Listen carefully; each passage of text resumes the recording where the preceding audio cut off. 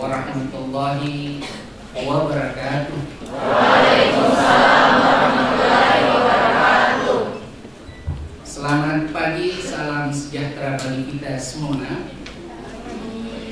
Alhamdulillah, pada pagi hari yang begitu cerah ini, kita insya Allah akan disuguhkan dengan sejumlah informasi dari seorang profesor. Beliau adalah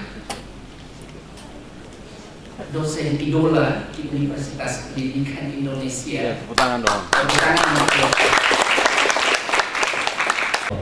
Waalaikumsalam warahmatullahi wabarakatuh. Alhamdulillahirrahmanirrahim. Allahumma sholli ala sayyidina Muhammadin fil qulub wa dawaiha wa sihhati abdan wa shifaiha wa nuril absar wa diyaiha wa ala alihi wa sahbihi wa salam. Adekan Pak Dr. Lukman, terima kasih. Saya diundang lagi dan sesakan selamat karena penyelenggaraan WAN Asia ini diapresiasi dengan cukup bagus oleh Presiden WAN Asia. Tangan untuk Pak Kamus, moderator yang terlalu banyak menyanjung saya. Biasanya kalau terlalu banyak menyanjung itu tandanya ingin apa-apa gitu. Tapi sekarang udah lurus. Kalau dulu menyanjung udah nggak saya dengar. Kalau sekarang biarin aja tuh udah lurus. Kemudian Kang Asep Mahfud senior saya udah jadi profesor ya sekarang. Oh baru kemudian ada Pak Jamal juga tidak kalah ya tampang profesornya. Pak Hasin, Ada Pak tanda-tandanya. Usman, kemudian Pak Iskandar, Pak Mahfud. Pak Mansur ini saya pikir saudaraan sama Pak Usman. Enggak, mirip ya kalau ada. Bapak saya Ya mirip betul kan Pak, betul Pak Saros ya mirip ya. Iya. Pak Saros dan Pak Taher. Jadi ini kedatangan keempat. Ada kesibukan baru bagi kita di sekolah, yakni menyanyikan lagu Indonesia 3 stanza, benar kan? Nah, saya pernah bilang di media, sebenarnya dengan menyanyikan 3 stanza atau 1 stanza, substansi lagu Indonesia Raya itu benar, bahwa kita mewujudkan Indonesia Raya yang oleh penerjemah diterjemahkan menjadi great, ya, creating, ya, great, gagah, jaya, besar, luar biasa. Nah, ternyata itu ada sebuah judulnya. Ternyata di pesantrenlah pertama kali syair-syair Indonesia Raya itu dinadopkan di pesantren Nahdlatul Wathon. Oleh karena itu ketika pemerintah mencurigai pesantren sebagai bibit terorisme, menurut saya itu adalah sebuah pola pikir malin kundang. Kok orang yang ikut membidani tapi dicurigai. Jadi syair itu asalnya bahasa Arab. Kemudian oleh Kiai Haji Wahab Hasbullah, salah satu pendiri NU bersama Kiai Haji Wahid Hasim, diterjemahkan ke dalam bahasa Indonesia. Kurang lebih, wahai bangsaku, cintailah tanah air, karena cinta tanah air bagian dari iman. Jadi sebenarnya cinta tanah air bagian dari iman bukan hadis, tapi iku mahfuzah, peribahasa. Waspadailah orang yang penunggang. Jadi penunggang itu maksudnya penjajah yang datang ke Indonesia, yang berdalih ingin memajukan tapi membodohi kamu. Jangan jadi pemalas, jangan jadi pembosan demi kejayaan Indonesia. Nah kemudian mungkin Wakil Rasul Supratman terinspirasi oleh lagu itu, oleh nadom itu, kemudian lahirlah Indonesia Raya. Nah sekarang akan kita diskusikan apa makna Indonesia Raya itu. Saya tidak bawa remote ya, remote-nya ketinggalan waktu nonton Persib, jadi nggak ada. Kalau kamu ada yang menyentuh-nyentuh, ya. Nah ini keindonesiaan. Kalau kita lihat entitas sosiopolitik, ini sudah tersebar di banyak buku pelajaran SMA juga. Dilihat dari jumlah kepulauan banyak, dilihat dari suku bangsa, bahasa paling beragam di dunia. Dilihat dari hujan tropis, hutan tropis, hujan tropisnya kita terbesar ketiga di dunia setelah Amerika Selatan dan Afrika. Wajar apabila kita menjadi paru-paru dunia, meskipun dalam konvensi kemarin kita ini masih menagih sebenarnya hak kita sebagai pemilik hutan yang menyumbang pada paru-paru dunia yang kita jaga kelestariannya apa? Sebab kita belum punya. Tapi jujur, kalau tadi misalnya Pak Narto menyebut Inggris, itu kita mudah-mudahan nanti di Palu ada taman kota yang besar seperti halnya di sana. Salah satu taman yang paling terkenal di Inggris yaitu Regent Parks. Itu taman bunga rose, karena rose itu kan salah satu ideologi bunga melambangkan ideologi antara dua kerajaan di Inggris. Itulah sebabnya Putri Diana disebut sebagai the Roses from London. Sekitar 3,5% dari total penduduk dunia, meskipun kesulitan kita mencari 11 orang pemain bola. Itulah sebabnya kalau Anda mahasiswi yang mau menikah dengan bule, mestinya cari dulu deh, minimal bisa main bola. Jadi asal jangan bule gitu, sehingga timnas kita bisa merajai pentas dunia gitu ya. Dengan menikah kan gampang naturalisasinya, maksud saya begitu. Dan jangan terlalu tua, kayak Gonzales nanti udah gak bisa. Yang muda lah, banyak pemain muda yang pasti kalau melihat Anda itu tertarik gitu. Kemudian negara dengan cadangan gas alam terbesar di dunia. Meskipun kalau kita lihat dari pendapatan per kapita, kita melihat pendapatan dari migas ini terus menurun. Nah, kita punya tren itu pendapatan dari pariwisata. Pariwisata Indonesia belum diolah, tapi sudah menunjukkan kontribusi yang sangat besar terhadap pendapatan per kapita nasional. Dan kita punya kekayaan termasuk di Palu ini, kekayaan budaya dan lain-lain.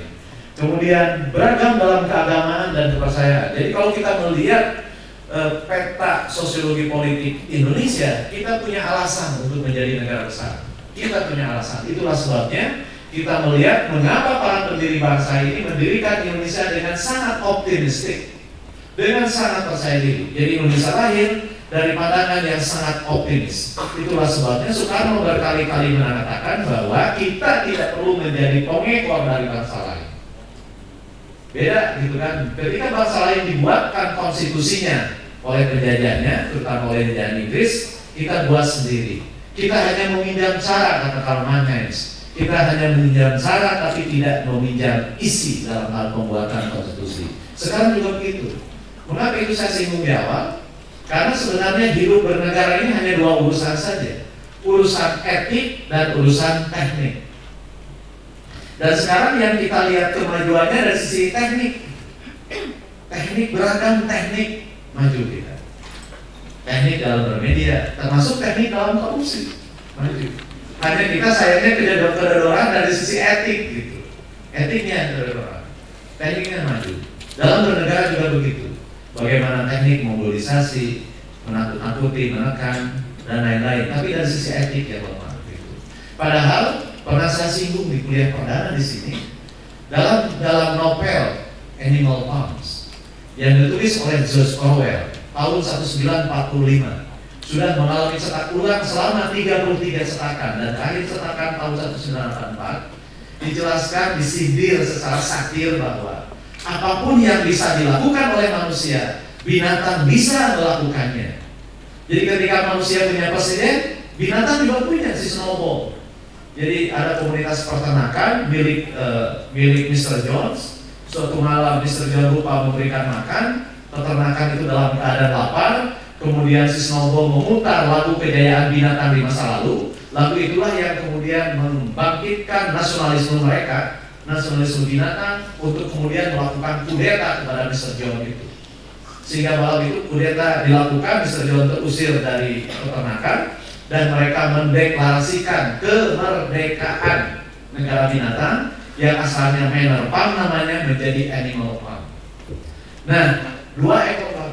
Oh, makasih. Oh iya. Nah ini saya cerita Animal Farm dulu deh. Nah, salah satu duit tunggal sebenarnya. Duit tunggal yang melahirkan Animal Farm itu 2 ekor babi. Maaf ceritain babi karena memang di novelnya babi. 1 Aristoteles, 2 si Napoleon. Napoleon dan siapa tadi bilang? Snowball. 2 babi itu. Nah si Snowball itu paling gede. Snowball mendeklarasikan kemerdekaan Animal Farm. Dari Manor Farm diubah menjadi Animal Farm. Sejak saat itu mereka membuat tradisi baru. Mereka punya upacara, mereka punya bendera, dan mereka menyusun konstitusi yang terdiri atas 7 pasal. Pasal 1, apapun yang berkaki dua adalah musuh. Nah, semangat kebatinannya karena Mr. John kakinya dua. Itulah yang disebut dengan semangat kebatinan. Barang siapa terlahir dalam sebuah iklim yang terjajah, maka pentolan penjajahnya akan dianggap musuh. Itu seperti halnya manusia kan gitu. Jadi pasal 1, semua yang berkaki dua adalah musuh. Pasal 2, semua yang berkaki 4 dan punya atau punya sayap adalah Tuhan. Kemudian pasal 3, binatang dilarang pakai celana. Nah, mungkin karena ada kuda yang suka pakai celana ya. Kemudian yang keempat, binatang dilarang tidur di kasur, kucing. Nah, pasal 5 ini saya tidak ngerti siapa yang dimaksud. Binatang dilarang minum alkohol. Jadi binatang aja dilarang minum alkohol gitu. Apalagi manusia.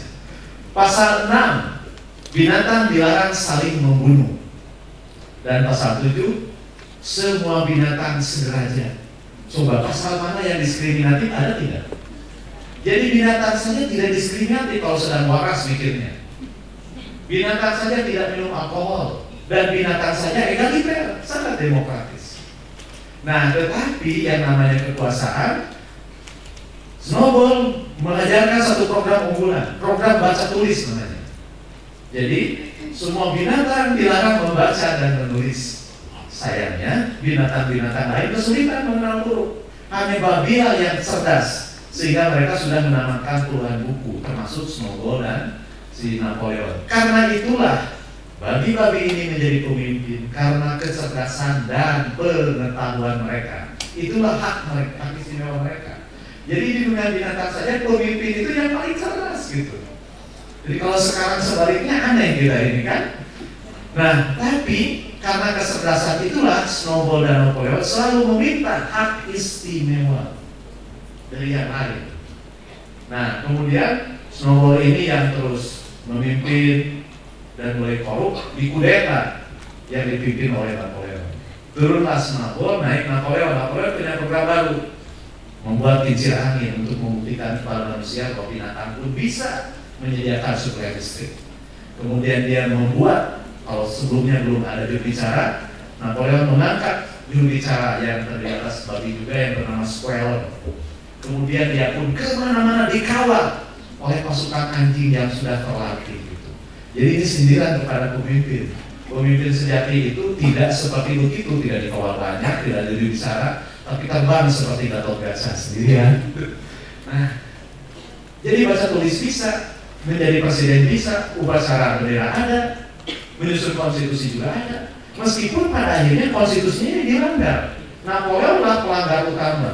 Jadi Napoleon mulai tidur di kasur, itu memanfaatkan rumah Mr. John. Napoleon juga menggunakan celana baju peninggalan Mr. John. Bahkan dia minum alkohol bersama-sama manusia yang diundang untuk berbisnis. Nah, bahkan dia membunuh seekor babi yang berencana berkudeta. Ketika dibuka di konstitusi, pasalnya sudah berubah. Binatang dilarang membunuh sudah berubah menjadi dilarang binatang dilarang membunuh tanpa sebab. Itu ditambah sedikit. Ketika minum alkohol juga dibuka. Oh, Napoleon sudah minum alkohol, turunkan. Karena Napoleon tidak boleh mengambil tindakan tanpa hukum tertulis. Harus ada hukum tertulisnya. Pas dibuka konstitusi sudah berubah. Asalnya binatang dilarang minum alkohol sudah berubah. Binatang dilarang minum alkohol berlebihan. Paling parah nih, ketika dia berbisnis dengan manusia dan menggadaikan aset-aset yang ada di peternakan itu, pas diberita konstitusi yang 7 pasal itu sudah berubah hanya 1 pasal saja, bahwa semua binatang sederajat, namun yang lain lebih tinggi dibanding yang lainnya. Jadi sederajat tapi lebih tinggi. Jadi apa pesan Nobel itu? Sederhananya, apapun yang bisa dilakukan oleh manusia, binatang bisa melakukannya. Jadi jangan bangga kita berprofesi sebagai pengajar, sebab Napoleon dan Snowball pun bisa mengajar gitu. Jadi presiden bisa, pemimpin upacara apa lagi? Yang tidak bisa dilakukan hanya satu. Apa itu? Membuat keputusan etis. Jadi itulah yang membedakan kita dengan kepemimpinan di Animal Farm. Jadi kalau kita sudah tidak bisa membuat keputusan etis, itu ditegaskan di bab terakhirnya. Jadi ketika akan menyelenggarakan proyek listrik dan butuh investasi yang besar, Napoleon mengundang pengusaha manusia, mereka bersulang, main kartu untuk menyelesaikan konflik, mereka minum sampai akhirnya berkelahi, babi menjadi manusia, manusia menjadi babi, sehingga tidak bisa dibedakan lagi mana babi, mana manusia. Hanya pertimbangan etis yang membedakan. Nah, jadi ke-Indonesia Raya ini ada modalnya. Misalnya, saya memahami, kita pahami Indonesia Raya itu bukan hanya entitas sosiologi politis, tapi Indonesia ini adalah kesatuan sudut pandang. Seperti misalnya cara pandang Soekarno tentang Indonesia. Aslinya ini kan puisi. Jadi jika aku melihat sawah-sawah menghijau, jika aku melihat gunung-gunung menjulang, yang aku lihat bukan sawah, bukan gunung, tapi yang kulihat Indonesia. Bila aku mendengar ombak di Samudra Hindia, bila aku dengar ombak menampar pantai melihat, yang ku dengar Indonesia terus gitu ke bawahnya. Jika ku dengar apa? Artinya apa? Sudut pandang. Kita senang, dan saya senang ketika Presiden Joko Widodo memperingati 17 Agustus 2017 menggunakan pakaian adat. Meskipun itu akan menimbulkan kecurigaan, biar disampaikan oleh Pak Iskandar sebagai relawan. Saya tidak tahu kapan pakaian Maluku akan dipakai di sana negara, seperti halnya juga kapan pakaian Sunda akan dipakai di sana. Jangan-jangan sebelum semua pakaian adat ini dipakai di sana, Jokowi sudah keburu habis masa jabatannya. Dan setelah saya ngomong itu, seminggu kemudian Jokowi datang ke Bandung dan pakai pakaian adat. Saya bilang tidak tergantikan. Beda Presiden menggunakan pakaian adat di sana dengan pakaian adat di Bandung. Yang di Bandung pakai adat Bandung ya biasa aja kali. Tetapi saya bilang ada yang lebih penting dari itu. Yang lebih penting adalah bagaimana mengimani bahwa Indonesia Raya ini sudut pandang. Apa sudah berbineka? Apakah sudah berbineka dengan memakai pakaian adat tapi menerapkan kebijakan yang tidak berbineka? Contoh, kebijakan yang hanya melihat Indonesia dari Jakarta. Contoh paling konkret misalnya, apa iya kebijakan sekolah 5 hari itu peka terhadap keragaman budaya? Saya dan bapak-bapak yang lain mengenal nyanyian di Indonesia Raya, mengenal Indonesia Cinta Tanah Air bagian dari iman itu dari madrasah, sekolah sore. Karena lupa tuh minal iman kan gitu, cinta tanah air bagian dari iman meskipun itu mahfuzul. Jadi sebenarnya harus peka terhadap budaya. Banyak kebijakan lain yang hanya menorong Indonesia dari Jakarta gitu. Kebijakan ujian nasional. Bagaimana mungkin anak yang jangankan standar layanan pendidikannya belum sama, sekedar untuk pergi ke sekolah saja susah, tapi menggunakan standar Jakarta. Jadi tidak bisa di Indonesia ini dipandang secara etik, tapi harus etik. Apa maknanya bagi suku bangsa dan apa artinya bagi mereka. Jadi ke-Indonesiaan adalah sudut pandang, bukan hanya Indonesia Raya dari Sabang sampai Merauke, dari Pulau Mianga sampai Pulau Rote, tapi keseluruhan sudut pandang bahwa kita memandang Indonesia itu utuh.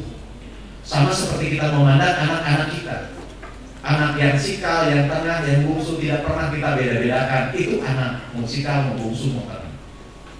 Dan kesadaran itu harus ada. Judulnya King's List. Yang nulis itu Shakespeare. Nah ini pentingnya sudut pandang menyeluruh dijelaskan oleh Kingsley. Jadi Kingsley ini raja di Inggris ceritanya, sudah tua mau pensiun. Dia punya 3 putri, tiga-tiganya putri. Yang paling besar, yang tengah, yang kecil. Saya hanya ingat yang kecil namanya Cordelia. Raja ini akan mewariskan kekayaannya ketiga putrinya, bergantung kepada kemampuan mereka mendeskripsikan seberapa besar cintanya kepada raja. Jadi kata raja, wahai putriku, Bapak akan segera turun dari tahta, dan satu di antara kalian akan menggantikan Bapak sebagai ratu. Siapa yang menjadi ratu adalah mereka yang paling bisa menggambarkan seberapa besar rasa cinta kalian padanya. Suruh ngomong satu-satu. Kakak tertinggi tertua bilang begini, ayahanda, rasa cinta saya kepada ayah jauh melebihi dunia dan isinya. Wah, tersanjung raja kan, diberi kekayaan yang besar. Bagaimana kamu? Anak kedua bilang, ayahanda, cintaku padamu melebihi hidupku sendiri. Jadi gede mana? Gede dunia dan isinya, gede hidup. Gede hidup, diberi lebih besar lagi. Tinggal yang bungsu, diam saja si Cordelia ini, tidak bersemangat. Ditanya 3 kali, Cordelia, apakah kamu tidak mencintai ayahmu? Dia diam. Sampai akhirnya barang yang sudah diberikan kepada Cordelia pun ditarik kembali. Sengsara. Terus Cordelia bilang gini, kalau saya harus ngomong, kalau saya harus mengekspresikan cinta saya pada ayah dengan ngomong, artinya dia ingin mengekspresikan rasa cintanya dengan perbuatan. Tapi kalau saya harus ngomong, saya akan ngomong begini, cintaku padamu, wahai ayah, seperti pertaliannya, tidak lebih, tidak kurang. Pertalian apa dan apa? Pertalian antara ayah dan anak. Itu kan biasa-biasa saja, tidak diberi kekayaan apa-apa, dan akhirnya Cordelia diusir. Namun 2 bulan kemudian, setelah anak pertama dan kedua ini berbagi kerajaan, King Lear diusir oleh anak-anaknya. Karena yang sudah jadi ratu kan anaknya. Ngapain kita memelihara tua bangka? Suruh dia pergi bersama pelayan-pelayannya. Di tempat pengasinganlah Raja King menyadari bahwa yang suka nengokin dia ke tempat pengasingan itu hanya Cordelia. Di sanalah Kings menyadari bahwa dia tidak melihat utuh anak-anaknya dan gagal membaca relasi-relasi yang kuasa, relasi kekuasaan gitu. Dan di sana dia bilang, kita sebenarnya, novelis bilang, sesungguhnya pertemanan itu dibagi 4, termasuk hubungan ayah dan anak. Ada kawan, ada musuh, ada lawan, ada sekutu. Amat mudah memisahkan, membedakan antara kawan dengan musuh. Sebab kawan dalam situasi apapun akan mendukung. Sebaliknya musuh dalam situasi apapun akan menentang. Yang sulit dibedakan adalah lawan dengan sekutu. Lawan itu rival, itu kan? Kompetitor masih bisa dibaca. Yang paling halus perbedaannya adalah sekutu. Sebab sekutu adalah kawan sebatas kepentingan. Dalam hidup saya, itulah kegagalan saya karena King Lear. Saya membaca ketiga anak-anak saya adalah kawan saya. Ternyata 2 dari 3 anak saya adalah sekutu saya, yang hanya menganggap teman, yang hanya menganggap saudara, sejauh kepentingannya belum terwujudkan. Jadi Anda bisa jadi punya sekutu banyak di kelas kan, yang sekedar naksir Anda jadi teman, begitu Anda tolak jadi musuh gitu. Itu kearifan dari King Lear, keutuhan sudut pandang Indonesia gitu kan. Banyak warga negara Indonesia juga jadi sekutu kan di negeri kita sendiri. Ketika Indonesia damai, aman, tentram, berusaha di sini, begitu rusuh saja sehari, bandara penuh, mereka lari keluar, bahkan menyimpan uangnya di luar. Itu yang tidak boleh terjadi, dan mari kita cintai Indonesia ini dalam keadaan susah, senang, sedang suka atau duka. Sebab mata yang penuh cinta itu, lagi saya senang saat ini, mata yang penuh cinta itu akan buta terhadap objek yang dicintainya. Jadi kalau teman-teman mahasiswa punya teman sudah mulai gemar mengkritik Anda, percayalah teman Anda itu sudah mulai tidak mencintai Anda. Itu hadis loh. Mata yang penuh kasih, kata Rasul, rabun terhadap kesalahan kekasihnya.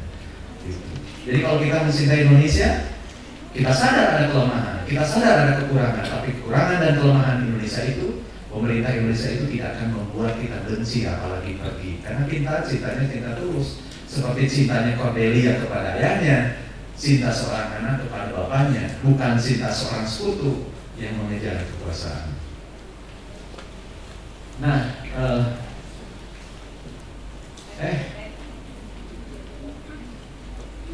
nah, ini dia, seperti cinta. Kita bahasanya cinta ya.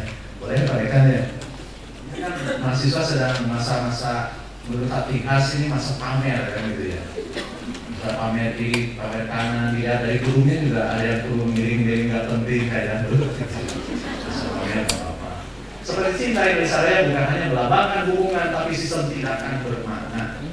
Bukan hanya melambangkan hubungan, tapi sistem tindakan bermakna. Contoh, ini cinta Indonesia dalam perbuatan. Kita mengenal ada konferensi Asia Afrika di Bandung tahun 55. Ketuanya Ruslan Abdul Ghani, seorang menteri luar negeri yang hebat. Ketika konferensi tengah istirahat, Bandung dilanda hujan lebat, dan gedung Merdeka yang dijadikan pertemuan itu bocor, sehingga lantai kursi, meja, tempat konferensi itu bocor. Untungnya, ini masih untung ya, para delegasi itu sedang makan di Oman, sehingga ruang konferensi itu kosong. Nah, Tuan Ruslan Abdul Ghani yang sedang menemani tamu makan siang di Oman dilapori oleh stafnya, wah celaka kita, gedung pertemuan bocor, kursi-kursi basah. Apa yang dilakukan? Apakah konferensinya dipindahkan? Tidak, karena itu tidak mungkin. Lalu Ruslan Abdul Ghani datang ke tempat pertemuan ini dan mereka mengajak semua orang yang ada di sana untuk ngepel, ngepel kursi, ngepel meja, ngepel lantai. Ruslan Abdul Ghani menanggalkan jasnya, membuka dasinya, hanya pakai housing wrap, ngepel, housing wrap dan celana ngepel. Seorang menteri Ruslan Abdul Ghani mau ngepel demi Indonesia ketika ditanya. Sama saja misalnya dengan Abdurrahman Wahid. Saya agak waktu pertama kali dengar kisah ini saya netes, meneteskan air mata ya. Jadi Abdurrahman Wahid mau dipoto resmi. Nah, foto resmi kayak begini, kayak Pak Jokowi ini. Kan dulu mah suka ada foto kebesaran yang pakai selendang itu kan, yang pun heran segala macam itu mau gosoknya juga 2 hari itu. Pasukan di sana digosok. Ya. Nah begitu mau foto session kayak begini, Gus Dur diminta oleh juru foto ke Mbak Yeni, ada nggak katanya jas yang lebih bagus dari ini? Sebab kalau ini dijadikan foto presiden hasilnya kurang bagus, karena lipatan-lipatannya kelihatan. Saat itu Yeni Wahid bilang, nggak ada mas, inilah jas bapak paling bagus gitu. Jadi jas Pak Abdurrahman paling bagus itu ternyata oleh fotografer ditolak. Kalau kan Pak kan punya jas berapa? Mungkin ada 10-20 kali lemarinya. Abdurrahman Wahid yang bagusnya cuma 1. Mereka jadi benar Mbak ini nggak ada lagi jas bapak suka pakai jas kemana-mana katanya gitu. Ya udah kita setrika dulu. Akhirnya saat kepresidenan lari ke gedung sebelah mencari setrika. Abdurrahman Wahid disuruh nunggu sampai dirayu sampai Yeni dia tidak marah. Membuat setrika datang. Begitu mau dicolokin, mejanya nggak ada, kejauhan. Sekarang cari gulungan listrik untuk nyolokin itu. Gus Dur masih diem gitu. Masih diem, nunggu apa? Satu nunggu setrika, udah 20 menit datang, baru nunggu kabel yang panjang. Nah, begitu kabel panjang datang, setrika lagi dipakaikan sama Gus Dur. Begitu setrika, ternyata ada bekas apa? Bekas setrikaannya. Ini bingung lagi, mau dilanjutkan jelek, disuruh buka, nggak ada yang berani. Mana presiden udah gak suruh buka. Akhirnya daripada jelek 5 tahun, bisikin lagi kayaknya nih, bisa nggak Bapak buka lagi bajunya? Kita tutup lagi. Dan Gus Dur nurut gitu. Bayangkan kalau Karim Suryadi sudah pakai baju suruh buka lagi, yang dirusak, mungkin terjadi kiamat subro saat itu Pak Sabrasnya. Tapi Gus Dur tidak marah, dia mau gitu. Mau. Tuhan fotonya bilang, foto ini akan dilihat seluruh rakyat Indonesia Bapak. Dan ini begitu cinta Bapak kepada Indonesia, berusaha tahu Bapak ini mencintai Indonesia. Boleh ya Pak dibuka lagi? Boleh, itu aja repot katanya gitu. Buka lagi gitu. Jadi seperti hanya cinta, ternyata kecintaan kepada Indonesia juga dibuktikan dengan hal-hal kecil. Hal-hal kecil tapi maknanya besar. Nah, jadi itulah sebabnya organisasi kekuasaan ini ditemukan oleh cara pandang dan komitmen. Cara pandang kita akan menentukan siapa kita dan siapa yang dipandang. Dan komitmen ini kan fluktuatif. Tidak pernah menetap dalam satu derajat. Seperti halnya juga ketakwaan kita. Kalau belum lulus, nilai jelek sedang dimusuhi, sholat kita khusyuk. Begitu sudah lulus, nilai bagus, pacar ada, sholat sebentar gitu. Rekum gajah, sedih lagi. Komitmen kita turun naik gitu. Nah oleh karena itu cara pandang Indonesia Raya ini bersifat inside out. Artinya dari dalam keluar. Seperti matahari yang mengeluarkan cahaya, bukan seperti bulan yang hanya memancarkan kembali cahaya. Jadi ini soal kita mencintai Indonesia. Tidak cukup sih dengan bahasa, tapi kadang bahasa juga menentukan. Pak Tahir ini kan prodi bahasa ya Pak Tahir. Ada cerita linguistik menarik begini. 2 orang. Jadi Pak Tahir ada profesor linguistik. Sudah meninggal Pak. Takutnya menyinggung, maaf ya. Ini nggak maksud menyinggung. Ada 2 orang profesor linguistik sedang jalan-jalan. Yang satu terjerembab ke ini, kesokan, profesor yang sudah tua itu. Kesokan, dia terjatuh. Tinggal di depan kan satu profesor yang sudah senior itu. Nah, dia nyari untuk menolong karena kan dia nggak kuat. Datanglah mahasiswa, entah jurusan apa. Mahasiswa ini malah bilang gini ke profesor yang terjebak, Pak Profesor, Anda jatuh ya? Nah, profesor yang jatuh itu bilang gini, kamu nggak sopan katanya sama profesor ngomong gitu, pergi sana. Jadi nggak jadi ditolong nih gara-gara salah ngomong gitu. Kemudian datang dosen PKN. Aduh, kasihan sekali profesor jatuh katanya. Boleh saya tolong? Kamu juga nggak sopan katanya. Udah tahu jatuh dibilang gitu, kamu juga pergi. Akhirnya datanglah profesor itu, profesor yang ternyata jalan itu. Pak, saya sangat sedih Bapak jatuh. Boleh kami tolong katanya. Nah ini baru ngomongnya benar katanya. Kemudian profesor senior itu mengulurkan tangan karena sudah sama-sama senior, akhirnya jatuh dua-duanya. Jadi artinya apa? Cinta saja nggak cukup gitu. Kalau hanya diungkapkan dengan kata-kata gitu. Meskipun kata-kata itu penting ya gitu. Jadi kadang-kadang sakit karena tindakan kata-kata itu. Itulah sebabnya saya baca bicara dapat mengubah hidup Anda. Di dalam buku itu diceritakan, bicara itu seperti duri dalam. Nah ini dia. Kata-kata itu seperti duri di dalam bunga ros. Siapa yang tidak suka bunga ros, bunga mawar? Perempuan suka, saya juga suka. Meskipun saya lebih suka bunga Casablanca yang harum. Nah kata penulis buku itu diceritakan, duri di dalam bunga mawar itu ibarat kata-kata yang harus diolah, yang harus dijaga seperti kita menjaga kelopak bunga duri itu. Artinya adanya duri di dalam kelopak bunga itu pertanda pesan, sentuhlah bunga itu dengan hati-hati agar bunganya tidak rontok dan kamu yang menyentuhnya tidak terluka. Romantis ya, itu mulai dari kelopak. Nah, kemudian Bung Karno pidato di depan gedung DPR UPK karena memang tidak ingin pada Juni 1945 kita hendak mendirikan suatu negara semua untuk semua. Ini implementasi dari Indonesia Raya. Kita hendak mendirikan suatu negara semua untuk semua. Karena itu, jika Tuhan terima baik, marilah kita mengambil sebagai dasar negara yang pertama kebangsaan Indonesia. Kebangsaan Indonesia yang bulat, bukan kebangsaan Jawa, bukan kebangsaan Sumatera, bukan kebangsaan Borneo, Sulawesi, Bali dan lain-lain, tetapi kebangsaan Indonesia yang bersama-sama menjadi dasar national state. Jadi kebangsaan. Jadi cara pandang bangsa tidak kecil, tidak besar. Jadi saya menyambut baik ketika ide pembentukan Dewan Perwakilan Daerah itu adalah kecil dari ini. Karena dengan DPD sebenarnya provinsi besar, provinsi kecil dipertimbangkan secara sama, karena anggotanya sama-sama 4 orang. Cuma mari kita dorong agar keberadaan DPD ini fungsional. Nah ini pidato di bulan Juni. Sehingga ketika kita ditanya sebenarnya hari lahir Pancasila kapan, bingung ya. Bingung apakah 1 Juni atau 18 Agustus. Tapi kita tetap upacara 1 Juni nanti. Tanggal 2 Juni upacaranya digeser ke hari Senin. Nah, sayangnya ini ya. Meskipun kita sudah punya Pancasila, tapi ternyata Pancasila dan politik Indonesia tidak seperti Rama dan Sinta. Kalau Rama dan Sinta kan setia. Begitu Sinta diculik oleh Rahwana, disentuh pun nggak mau, tidak mudah tergoda. Meskipun Rama sesekali suka tergoda kalau lihat yang bening-bening. Termasuk mengapa Sinta diculik karena Rama itu kan tergoda oleh kijang emas gitu. Yang ternyata itu jelmaan dari buto kalo, buta kala gitu. Jadi kadang lelaki gampang tergoda gitu.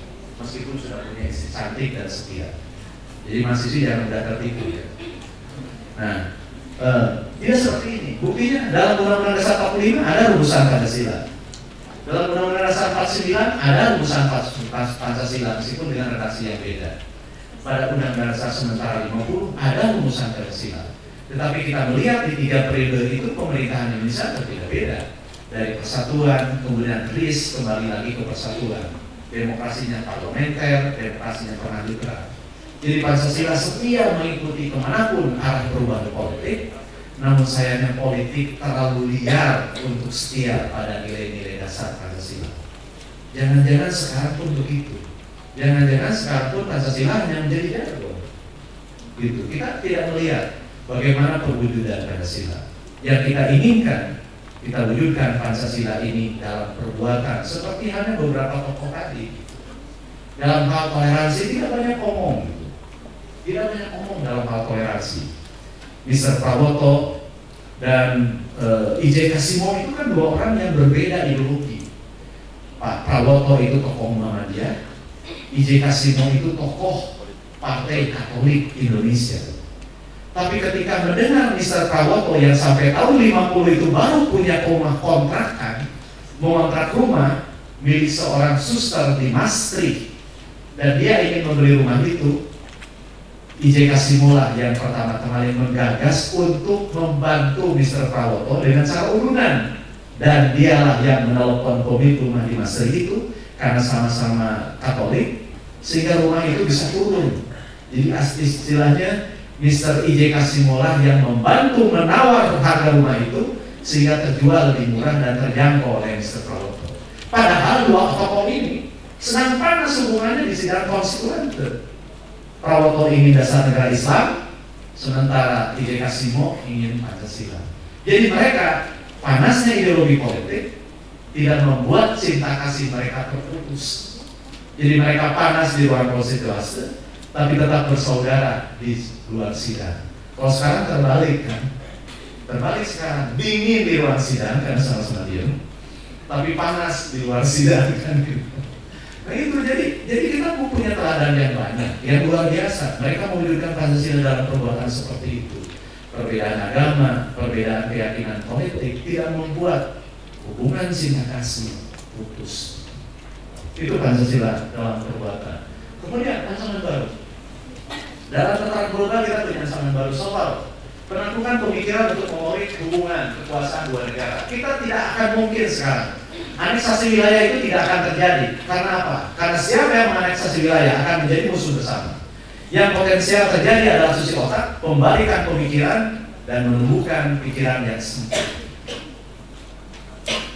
Contoh kecil, saya lihat ya mahasiswa saya mudah-mudahan sini tidak terjadi.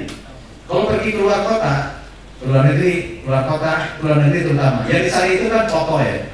Paling membanggakan itu mereka dipoto di Hard Rock Cafe, Hard Rock Cafe Paris, Singapura segala macam. Padahal kopi yang dijual itu kopi Indonesia. Kopi Aceh, ada di daerah-daerah gitu. Tapi ketika ditawari kopi Indonesia biasa-biasa saja. Nah, ini adalah sebuah Westronomia, saya sebut di bawah. Westronomia itu sebuah pandangan yang gila banget. Kalau sudah sekedar suka ya nggak apa-apa, tapi kalau sudah gila susah. Saya pernah menulis ya, meskipun saya bukan olahraga, tapi saya khawatir pemain bola, pemain voli, pemain basket, kebanyakan itu pemain asing. Sehingga setiap klub yang ada pemain asingnya bagus, klub itu akan naik. Contoh sekarang Bayangkara, Bali United. Tapi celakanya bukan hanya pemain yang pakai asing. Sekarang wasit pun pakai asing. Dan ketika Persib melawan Aremania itulah saat pertama memakai wasit asing. Saya nulis wasit asing ya. Tapi anehnya, ketika wasit asing memimpin pertandingan, tidak ada satupun pemain Indonesia yang protes. Saya nggak tahu apakah nggak bisa ngomongnya. Mereka nurut aja gitu. Termasuk menurut saya ketika Persib Aremania itu ada keputusan yang kontroversial.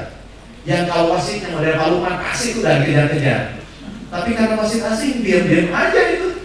Apakah gitu tunduknya mereka pada wasit asing itu sebagai bentuk Westronomia, atau karena mereka ngomong juga tidak bisa bahasa Inggris ya udahlah tinggalkan saja.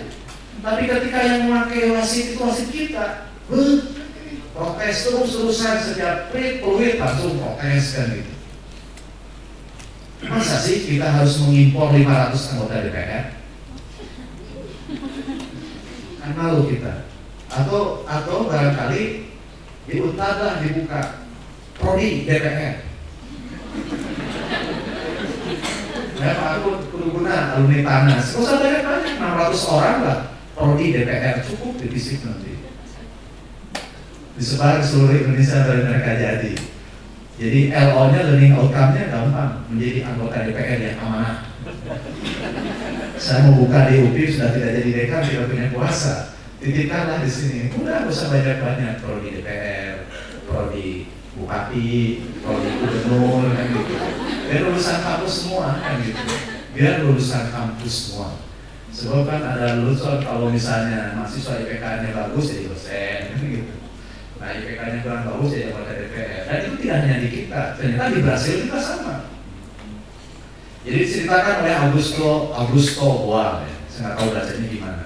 Augusto Boal menulis buku judulnya Legislative Paper. Nah suatu hari katanya ada wartawan menulis tentang terjerumusnya bus yang terdiri atas anggota DPR masuk liburan. Tapi meskipun itu diberitakan di koran nasional, tidak ada satupun pembaca yang percaya katanya. Kenapa? Karena yang menjadi korbannya DPR katanya. Loh kenapa? Terus saya bilang, apa memang pernah ada informasi yang benar dari DPR?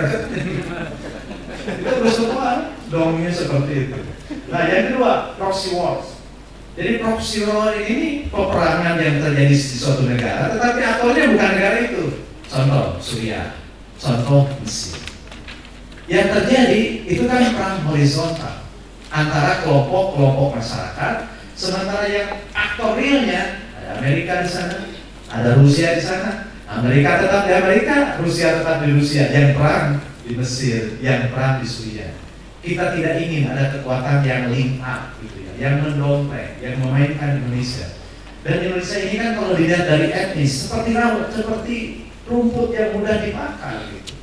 Sebab siapapun kalau etnisnya, kalau agamanya digoda, diusik, itu akan membela dengan kekuatan yang sama. Nah itulah sebabnya biarkanlah kalau misalnya pengasuh itu punya niat mengasuh ya silakan saja. Yang penting kita tidak usah termakan oleh masukan mereka. Sebab ada teori yang menyatakan self-fulfilling prophecy. Tindakan kita membela diri bisa jadi mengukuhkan kita. Contoh begini self-fulfilling prophecy itu. Kalau kita melihat film buatan Hollywood, kalau intronya sudah gambar Timur Tengah, ya, itu pasti film itu tentang teror, tentang perang. Tapi kalau filmnya mulainya Paris, ya, Paris, London lah, pasti film itu romantis. Tapi kalau film itu Skandinavia, pesan Soviet, pasti film itu tentang mata-mata. Itu secara Hollywood memetakan bumi dunia ini. Nah, tetapi ketika orang Arab ini protes, termasuk melakukan kekerasan, maka tindakan protesnya akan digunakan sebagai alat untuk membenarkan tuduhan itu. Padahal sebenarnya membela diri. Jadi tindakan membela diri seringkali dijadikan alasan pembenar atas tuduhan itu. Itu yang disebut dengan self-fulfilling prophecy. Nah, oleh karena itu apabila dosen menganggap mahasiswanya bodoh, maka dia hanya akan menemukan mahasiswa yang bodoh. Itu karena mahasiswa akan memenuhi label yang disematkan dosen kepada mahasiswanya. Nah, itulah sebabnya salah seorang guru saya waktu zaman ngaji nggak pernah menyebut yang lain-lain, tidak pernah menyebut peserta didik. Meskipun di undang-undang kan peserta didik istilahnya ya, tidak pernah menyebut siswa, tapi tetap menyebutnya murid. Karena murid berasal dari bahasa Arab arodu, yuridu, muridan. Arodo itu artinya kehendak, orang yang punya kehendak.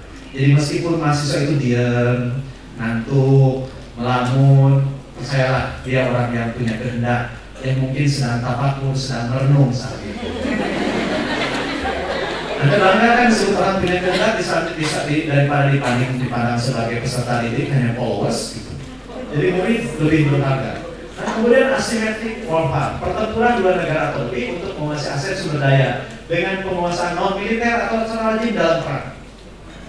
Indonesia, kalau kita petakan pulau-pulaunya berdasarkan perusahaan asing yang mengumpul minyak, maka Indonesia akan ada 50 bendera asing yang bertengger. Perusahaan-perusahaan asing.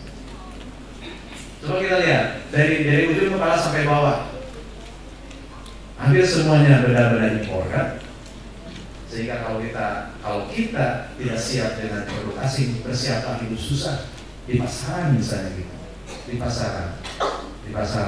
Nah, oleh karena itu sebenarnya kita bisa bangkitkan kebanggaan itu. Kuncinya di kebanggaan. Bangga menggunakan produk kita sendiri, bukan hanya jargon, tapi bangga saja. Kemudian cyber warfare, perebutan aset di dunia maya. Nah, sekarang dunia maya sudah sangat menyita perhatian kita kan. mulai dari bangun sampai tidur, gadget dan lain-lain. Dan itu menyenangkan semua kelompok. Dan itu tidak aneh.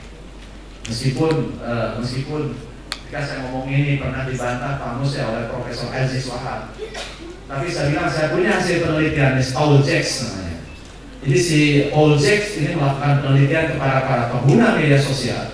Dia menemukan satu hormon namanya hormon oksitosin. Hormon oksitosin itu adalah hormon yang menyebabkan seseorang merasa nyaman. Kata Paul Jacks, ketika 40 menit seseorang berselancar di dunia maya, di medsos, maka hormon oksitosinnya akan naik 20%.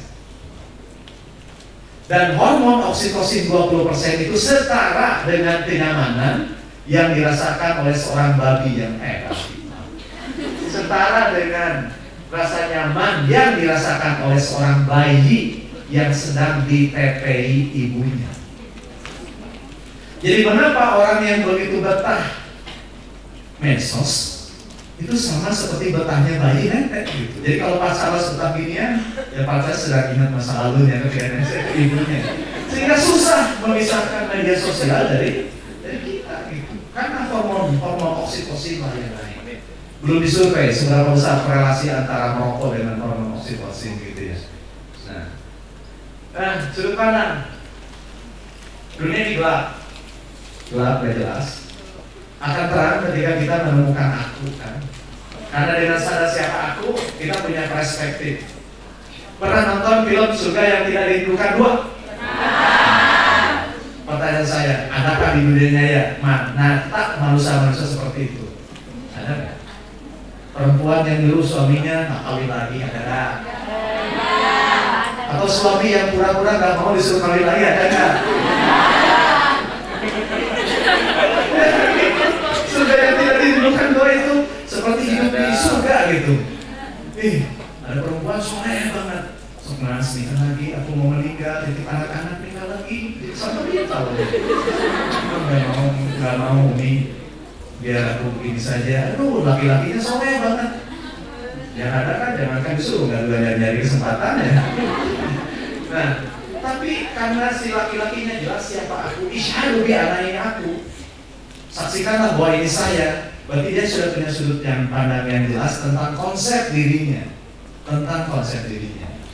Ya contoh kan, katanya ada 3 orang ketemu, orang Cina, orang Indonesia, dan orang Jepang. Mereka ketemu ular. Orang Jepang mengatakan ular ini kita tangkap, kita bawa ke laboratorium, kita cek jenisnya apa. Kemudian orang Cina bilang, nggak usah dibawa ke laboratorium, kita bawa ke dapur aja. Ular ini kita masak, pasti enak. Begitu kata orang Indonesia, ya udah kita lari aja. Konsep ini tentang ular yang konsep diri orang Indonesia kan gitu, menghindari persoalan, udahlah lari aja daripada persoalan kan gitu. Nah, akan lebih terang lagi kalau kita ketemu orang. Jadi ketika pandangan dunia saya digabungkan dengan pandangan dunia orang lain, dunia akan lebih terang. Karena seseorang tidak akan pernah hidup sendirian dan tidak cukup untuk hidup sendirian. Tuhan hanya mewariskan kita dengan struktur anatomis yang sempurna. Mata 2, hidung 2, lubangnya, telinga 2. Tapi kita tidak bisa merespon dengan lingkungan. Beda. Kalau misalnya kambing, domba, sapi, lembu, 1 jam lahir sudah bisa netes sendiri, benar kan? Benar. Lembu itu 1 jam lahir sudah bisa netes sendiri. Manusia berapa jam bisa netes sendiri? Diwawal-wawal juga dari kenyot kan gitu, nggak tahu ya. Jangankan jalan 9 bulan. Nah, binatang merespon tantangan lingkungan dengan adaptasi anatomis. Kita kan tidak bisa. Kita menciptakan kebudayaan, menciptakan baju, kacamata, dan lain-lain. Nah, oleh karena itu semua kita dapatkan dari orang lain. Dan dunia ini lebih terbuka apabila pandangannya menjadi kita. Nah, Indonesia Raya adalah soal kekitaan. Yang berbahaya justru ketika kita terbelah antara kami sebagai pihak yang benar dan paling baik dengan mereka pihak yang salah dan buruk. Kalau sudah uprooted, kalau sudah terbelah seperti itu, maka kebersamaan kita di Indonesia ini sudah pecah. Sebab teori kebangsaan, teori nasionalisme. Yang paling genuine itu kan teori nasionalisme dari Ernest Renan sebenarnya. Kata Renan, sebuah bangsa itu bisa didirikan atas dua fondasi. Yang pertama, teori objektif. Sebuah bangsa bisa berdiri di atas kesamaan objektif. Sejarah, bahasa, suku bangsa, agama, warna kulit, ras, dan apapun yang nampak sama. Tapi kata Renan, banyak bangsa yang punya kesamaan objektif tetap hancur karena mereka tidak punya kemauan bersama untuk hidup sebagai bangsa. Inilah teori kedua, teori subjektif. Maka dari itu kata Renan, sebuah bangsa akan kokoh meskipun ia punya perbedaan objektif, agamanya beda, rasanya beda, bahasanya beda, tapi ia punya kemauan subjektif, yakni kemauan untuk hidup sebagai bangsa yang melampaui perbedaan objektif. Rasanya sulit kita mendirikan Indonesia di atas kesamaan objektif, gitu kan? Karena terlalu banyak perbedaan kita. Tapi kita mari bangun Indonesia itu di atas kesamaan subjektif, sama-sama mau memiliki kemauan untuk hidup sebagai bangsa Indonesia meskipun ada perbedaan kecil dari sisi objektif. Itu sudut pandang ke-Indonesiaan. Sebab kalau tidak kita akan diadu domba, dihasut dan lain-lain. Gitu.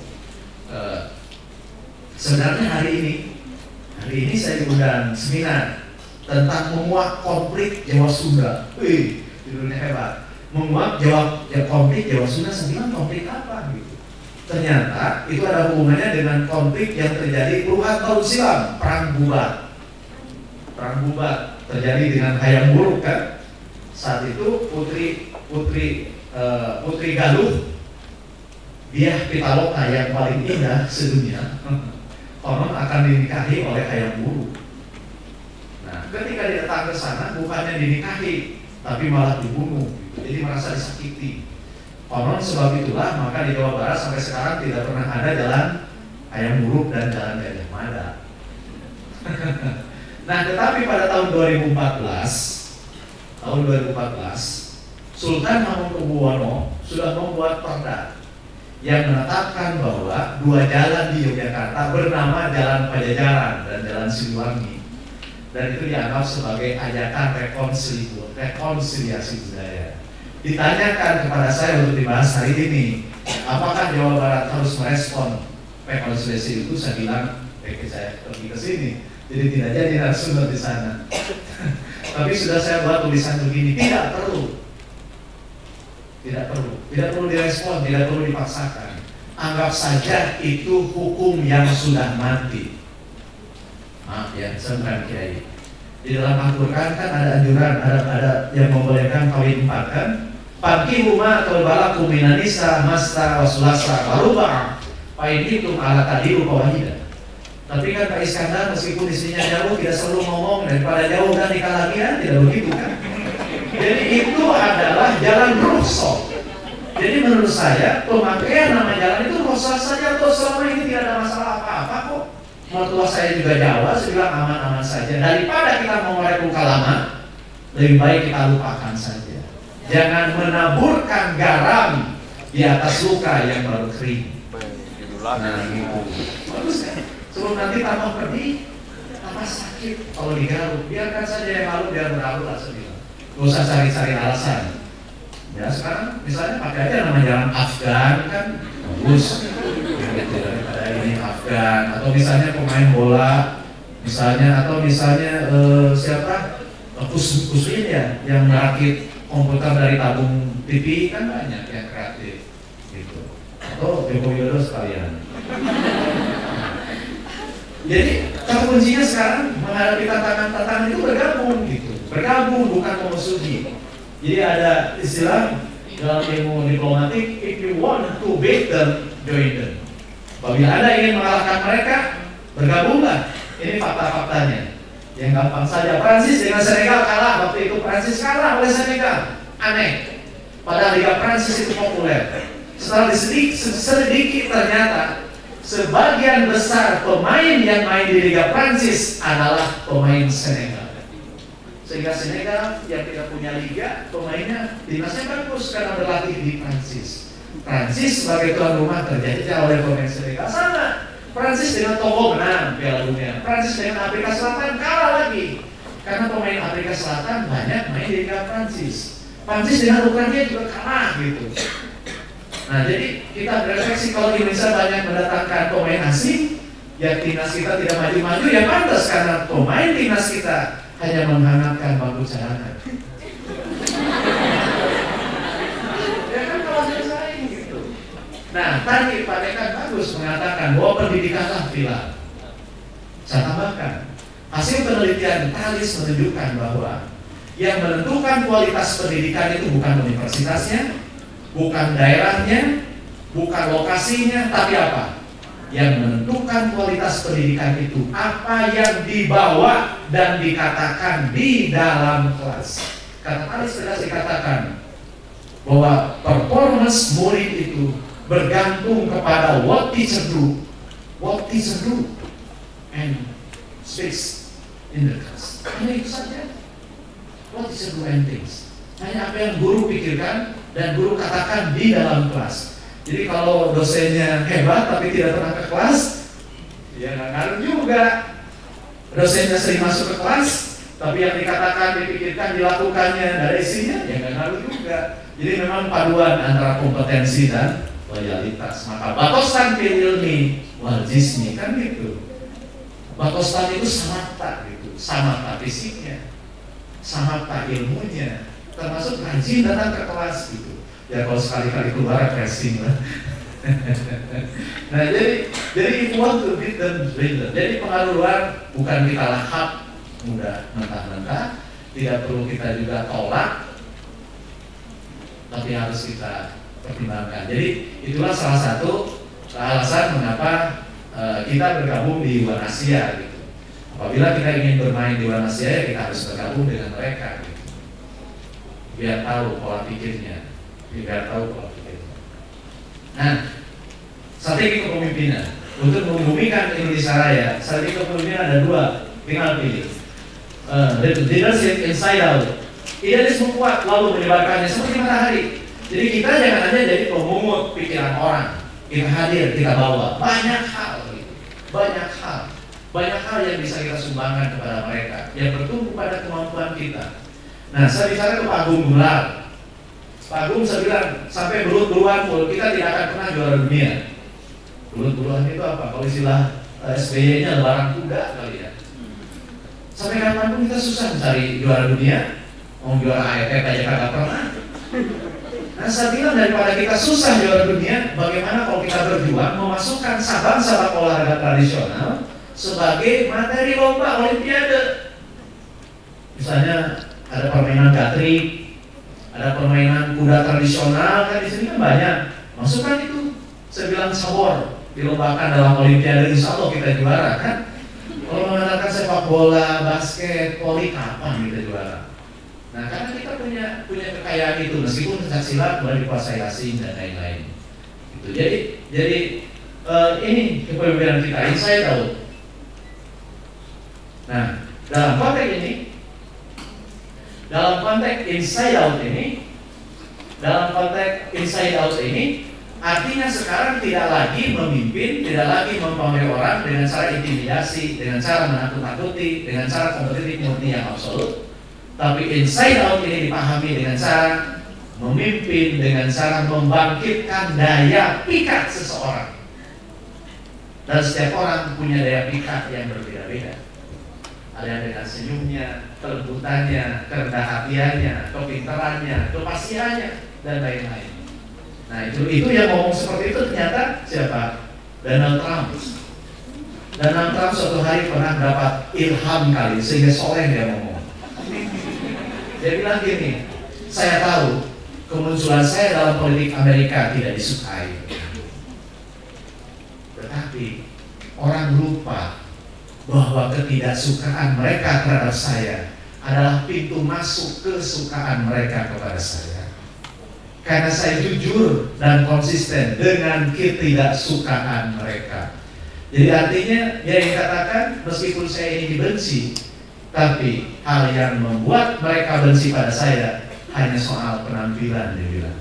Sementara yang lain-lain saya jujur katanya gitu. Jadi konsisten. tidak nambah hal yang membuat orang tensinya. Yang kedua, leadership outside. Outside menyerang dari luar. Jadi kita hanya menjadi penerima saja. Pengaruh asing kita terima. Apa kamu itu? Ini seperti bulan. Bulan tidak memancarkan sinar. Ya, bulan hanya menyerap dari matahari lalu dipancarkan kembali. Nah, menurut saya dua-duanya ini bisa kita praktekkan. Ketika kita menerima hal-hal baru, ya kita seperti bulan terima. Lalu kita olah, lalu kita keluarkan. Tapi kita pun harus mau berbagi terhadap hal-hal yang sudah menjadi milik kita. Bagi calon Anda mahasiswa, sebagai calon pemimpin tinggal memilih, serap dulu, lalu sebarkan. Yang kedua, soal hubungan sekarang. Intermestic Relational Forces, pemerintah merangkul non-pemerintah dalam memobilisasi ajaran untuk memacu opini dunia. Dan dalam sosialisasi, atau pemerintah dan non-pemerintah mengusulkan best practices di luar negeri. Jadi berbagi pengalaman. Nah, kemudian soft power. Nah, kemudian yang terikat pada politik dan budaya. Realisme baru, kepemimpinan yang melintasi batas teritorial, memiliki modal median, audiens dan global yang mendengarkan. Sekarang kan misalnya Steve Jobs, saya yakin para mahasiswa kenal pemikiran Steve Jobs. Dia punya kelas-kelas global, meskipun sudah meninggal Steve Jobs-nya. Tapi video YouTube-nya masih bisa kita buka dan kita bisa belajar bagaimana cara Steve Jobs mengajar, bagaimana cara Steve Jobs berorasi gitu. Termasuk di universitas. Salah satu pidato Steve Jobs yang paling fenomenal kan ketika dia berbicara di depan para wisudawan mahasiswa Stanford University. Pada Steve Jobs kuliah di Stanford University hanya setahun juga kurang. Dan nilai yang lulus hanya 1, desain komputer. Tapi karena punya kecakapan, dia merakit komputer Apple itu di garasinya sendiri. Kemudian setelah berhasil diundang oleh Stanford University untuk menyampaikan pidato di depan wisudawan. Dan dia katakan, kalau saja saya dinilai sebagai orang yang berhasil, itu karena saya dimotivasi oleh 2 hal. Pertama, saya ingin meninggalkan jejak di bumi ini, dan jejak itu jangan sampai hanya batu nisan saja. Dan yang kedua, saya ini adalah orang yang divonis mengidap kanker dan hanya akan hidup selama 6 bulan oleh dokter. Sehingga hari-hari 6 bulan itulah hari-hari yang selalu diliputi oleh pertanyaan, Jobs, seandainya Anda harus mati hari ini, perbuatan baik apa yang sudah Anda tinggalkan? Jadi itu aja. Jadi bersahabat dengan informasi kematian. Meskipun walikul umatun azala, faida zadaluhum la yastahiruna sa'ata wa la yastaqdimun. Ini latihan jadi khotib kalau sudah pensiun. Bahwa umur itu rahasia Allah. Kalau belum datang tidak bisa ditarik, kalau sudah datang tidak bisa ditolak gitu. Tapi pengingat gitu. Jadi kalau ingin berguru kepada Steve Jobs hanya 2 itu. Jejak apa yang akan kita tinggalkan dan memanfaatkan waktu sebelum dia pergi selamanya. Nah, itu realisme. Kemudian ini dia. Ada sila. Pancasila dalam perbuatan global, menghargai pluralitas. Ada contoh menarik. Ketika pada tahun 2015 di Dubai itu ada konferensi internasional para jurnalis. Konferensi itu diadakan oleh keprihatinan atas memanasnya politik Timur Tengah. Jadi si Jacks, jurnalis Amerika, sedang bersalaman dengan para delegasi. Di tengah-tengah salaman, dia salaman dengan seorang yang mengaku Jacks. Teman yang dia salaman itu mengatakan jihad. Si Jack kerung. Apa nama Anda? Nama saya Jihad. Serius nama Anda Jihad? Iya, katanya gitu. Udah gitu si Jack pergi ke yang lain salaman lagi, tapi dia berjanji istirahat saya akan temui lagi si Jihad dan akan saya tanya kenapa diberi nama Jihad. Bukankah jihad itu identik dengan teroris dan Al-Qaeda? Nah, begitu istirahat datang, langsung dia temui lagi Jihad. Jihad, saya tertarik dengan nama Anda. Mengapa Anda diberi nama Jihad? Kata si Jack. Jihad bilang begini, ya, saya lahir tahun 50 dan banyak orang tua pada tahun 50 menggunakan kata jihad dengan maksud punya anak yang rajin, bekerja keras dan sukses. Itulah kata jihad. Tapi kata si Jack, dalam pikiran si Jack, tapi itu kan terhubung dengan teori si Jack, si jihad langsung bilang ini, saya tahu apa yang Anda katakan. Dan sekarang nama saya jihad sudah dibajak katanya oleh kaum ekstremis. Dan kalau saja ada orang yang tahu apa arti kata sebenarnya dari jihad, saya lah orangnya. Selamat mereka berpelukan. Itulah konfirmasi gitu. Sebab nama itu kan label.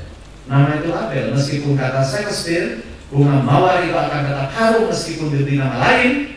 Tapi kan kita di Indonesia tidak ada orang yang diberi nama Dolin, Kapirin. Ada. Namanya bagus-bagus. Karena kita percaya nama adalah doa.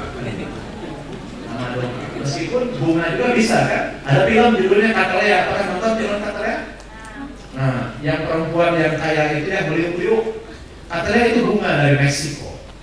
Kalau orang bilang katakan cinta dengan bunga, tapi si Katalea ini menandai calon korban yang akan dibunuhnya itu dengan bunga, atau orang yang sudah dibunuhnya dengan bunga. Bunga Katalea sendiri. Karena dia apa?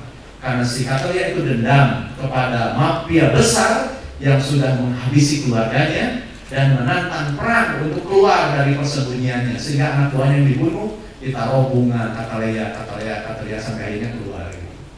Jadi bunga saja yang lambang kedamaian ternyata bisa dimaknai dengan pesan yang berbeda. Itulah sebabnya kita percaya bahwa makna itu tidak terletak pada simbol, tapi kitalah yang memberikan makna pada simbol itu. Jadi jangan mudah terjebak oleh simbol-simbol. Saya katakan itu juga depan Gubernur Jawa Barat. Orang Jawa Barat bangga sekali pakai ikat kan gitu. Katanya Romo Nyunda. Tidak sih.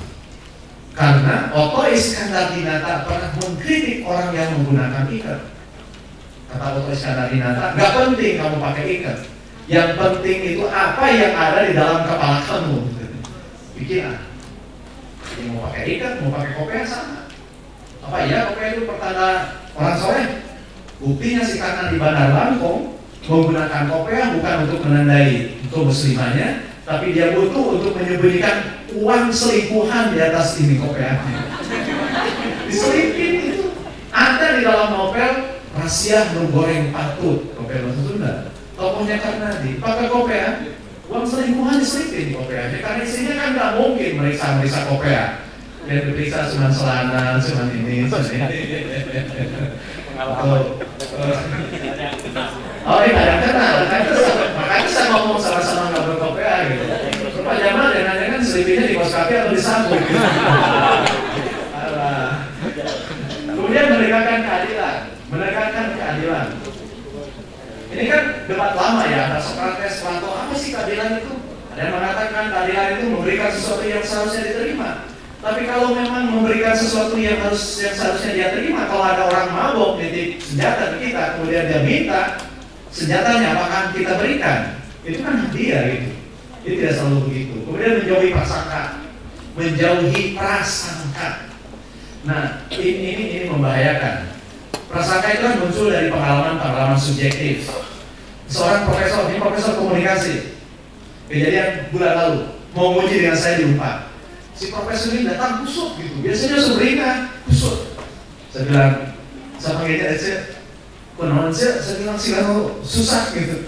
Ya si Akang ini bikin gara-gara katanya gitu. Naon?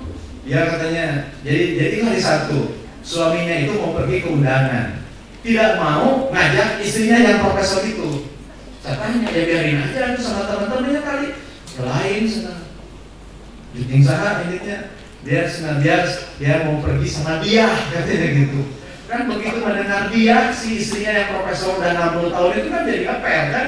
Dia, kebayangan namanya dia, gadis, langsing, molek kan. Tapi dia bilang masa sih katanya mau selingkuh dengan dia yang muda. Tapi kan kepikiran terus, begitu cemberut aja gitu. Tiba-tiba menghilang dia, pas ujian menghilang. Nah, siang datang lagi udah sumringah. Di mana? Iya, malu ceritanya katanya gitu. Ternyata ketika dia menuju hilang itu dia pergi ke undangan dan ingin menangkap basah suaminya dengan siapa. Nah ternyata begitu ketemu suaminya benar ada dia di sana. Tapi dia yang dimaksud namanya adalah Didi Ahmad. Yang disingkat dia. Nah, terus masuk, ya itu malu kan, kelihatan cemburu. Terus gimana? yang pura-pura bukan sembuh ingin makan. Katanya setelah dikenalin, nah itu si dia mana dia? Ini ternyata darahnya di Ahmad. Prasangka gitu ya. Prasangka yang nggak seberapa sih gitu ya. Tapi kadang kalau pas momennya ya kita bisa terbakar gara-gara itu. Gitu. Nah kemudian toleran. Toleran itu kan berbeda ya. Tetapi masalahnya seringkali kita terkecoh. Terkecoh antara membedakan mana sebab, mana reaksi, mana gejala. Saya pernah diundang oleh timnya Presiden. Saya tidak masuk tim Presiden, tapi saya pernah diundang ketika menghadapi isu Jakarta, isu Ahok. Saya bilang begini, cepat atasi gitu, nggak boleh dibiarkan. Jangan terlalu banyak mendengar dulu kan dari Jokowi begitu. Biarkan dulu ada reaksi udah jelas reaksinya, ambil tindakan. Jangan terlalu lama. Saya bilang begini, kalau menurut Anda gimana? Saya bilang ambil kayu bakarnya. Kita punya kayu bakar kering, bakar, keluar api nggak? Keluar. Asapnya keluar nggak? Dikit. Kalau kita punya kayu basah, dibakar, keluar api nggak? Asap? Saya lah jadi asap tidak bergantung pada api, tapi asap bergantung pada kayu. Dengan begitu, kalau kita ingin menghilangkan kerusuhan ini sebagai asap, maka tidak bisa dengan memadamkan apinya saja. Sebab apinya padam, asap akan terus ngepul, ambil kayu bakarnya. Itulah sebabnya maka tindakan yang symptomatic approach, tindakan yang hanya melayani gejala itu tidak akan menyelesaikan persoalan. Seorang anak panas, kemudian sama ibunya dikompres, dagingnya turun panasnya, tapi sembuh penyakitnya? Tidak, sebab panas adalah gejala dari penyakit. Maka harusnya dibawa ke dokter. Jadi gitu, seringkali kita begitu, tindakan-tindakan gejala seperti itu. Di jalan, tertibkan itu, menertibkan beca, menertibkan ojek. Padahal mereka terpaksa melakukan itu kok. Sebab akar persoalannya bukan ingin melanggar hukum kalau tukang beca itu, tapi karena mengajar penumpang, mencari pekerjaan dan lain-lain gitu. Sama. Nah, ada mahasiswa ditanya sama saya, ada mahasiswa kedapatan nyontek di kelas. Nyontek di kelas, hasil ujiannya sama persis gitu. Saya ambil dua-duanya, sobek depannya, saya panggil dua-duanya, coba pilih. Dan saya tandai ya. Jadi namanya saya ganti dengan simbol gitu. Saya panggil dua-duanya, coba punya pekerjaan kamu mana? Mahasiswa sendiri pelakunya tidak bisa membedakan karena saking samanya. Terus saya tanya, kenapa kamu nyontek? Gak ngomong. Sekali lagi, kenapa kamu nyontek? Jawabannya apa? Karena Pak katanya, yang angkatan kemarin yang nilainya terbaik itu juga nyontek katanya. Cuma tidak ketahuan sama Bapak. Terus, ya jadi sampai hari ini nyontek adalah menjadi jalan terdekat menuju sukses. Saya bisa ngomong, kalau sudah jadi wasilah kan gitu selain murid. Jadi nyontek itu menjadi wasilah, jalan pendekat menuju berkah. Masya Allah. Astagfirullahaladzim. Dengan dulu saya dipungut umur saya sebelum saya menyadarkan mahasiswa yang menganggap nyontek sebagai wasilah menuju berkah. Nah, diin banget. Nah, kemudian membangun hubungan. Apa sudut pandang? Apa artinya? Sudut pandang ini begini ceritanya. Ada seorang mata-mata Amerika ditangkap oleh tentara Afghanistan dan akan dibunuh. Dia sudah digantung, tidak mau, jadi akan sudah mencerita eksekusi. Nah, kemudian si eksekutor ini memberikan kesempatan kepada si tertawan ini untuk menyampaikan keinginan terakhirnya. Apa keinginan terakhir si tawanan ini? Dia bilang begini, apakah kamu punya anak? Si eksekutor itu bilang, punya. Apakah kamu ingin ketemu anak? Oh, tentu saja. Dan biarkan saya ketemu anak saya, katanya. Berarti kamu harus dibebaskan dong, katanya gitu. Gak mungkin kamu bebas. Saya tidak minta bebas, tapi biarkan saya ketemu anak saya seperti halnya kamu juga ingin ketemu anak saya. Akhirnya apa? Dua-duanya kabur gitu. Itulah membangun hubungan. Artinya melihat sebuah persoalan dari sisi yang berbeda. Dia katakan, bukankah selat itu tidak selalu bermakna pemisah, tapi selat adalah laut yang menghubungkan dua pulau. Jadi kalau Anda sedang galau gara-gara diputusin, jangan pernah menganggap putus itu sebagai gerbang penderitaan. Tapi putus adalah titik awal kebahagiaan. Dari semula yang hanya diidolakan oleh satu orang menjadi diidolai banyak orang. Itulah kata sepoin, sudut pandang yang paling menguntungkan. Kesederajatan sama, kesederajatan, kolegialitas gitu ya, kolegialitas, kesederajatan. Ini dasar Pancasila. Nah, nasionalisme religius dan cinta kasih. Mari kita desakralkan Pancasila, bukan hanya kitab, bukannya tulisan, tapi harus nyantap dalam entitas yang omnipresent. Omnipresent itu entitas yang serba nampak di mana-mana. Seperti serba nampaknya bendera Amerika. Kalau kita melihat film apapun dari Hollywood, selalu ada bendera Amerika, ya, di tiang, di bed, di mana. Tapi kalau merah putih dalam film Indonesia paling di Janur Kuning, Kereta Api Terakhir, 4 Jam di Jogja. Gak pernah saya katakan misalnya di Hantu Puncak Datang Bulan. Padahal bisa saja kan ada bendera merah putih ya, Dokman. Misalnya hantunya pura-pura ngumpet dulu di bawah bendera merah putih misalnya, sebelum datang ke rumahnya misalnya ya. Jadi harus menjadi entitas yang omnipresent, yang serba hadir di mana-mana. Kemudian nasionalisme sebagai counter konservatisme, kolonialisme, dan status quo menjadi inwards looking di Allah. Jadi cara kita melihat di antara kita gitu ya, melihat dialog di antara kita, cara pandang tentang keadaan Indonesia bukan untuk menghujat, bukan untuk membela, dan bukan untuk sebagai ungkapan kebencian. Nah, ini 2 closing statement yang saya buat. Yang pertama, sikap toleran dan saling menghormati hanya akan tumbuh di atas cinta dan saling mengasihi. Tanpa keduanya, toleransi dan saling menghormati hanya akan menjadi gincu pemanis bibir yang mengkilap dan menipu mata yang nanar, namun tak mendatangkan manfaat apapun. Pupuklah sikap hormat, jangan menabuh kebencian. Closing statement terakhir, toleransi yang jujur seperti taman bunga, perbedaan warna menyempurnakan keindahan. Assalamualaikum warahmatullahi wabarakatuh. Jam setengah, hati rasanya tidak seperti yang saya ucapkan tadi. Insya Allah kita punya waktu sampai jam 11.30.